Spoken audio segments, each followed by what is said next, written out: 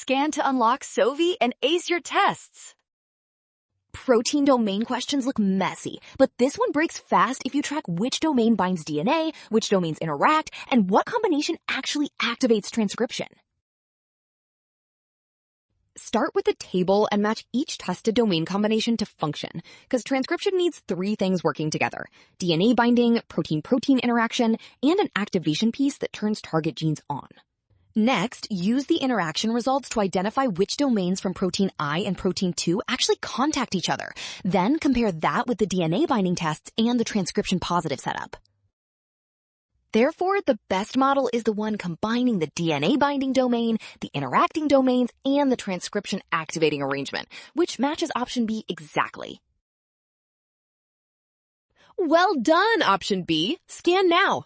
Trap, rushing past signs in the table. Rule, trust the given results and check each step.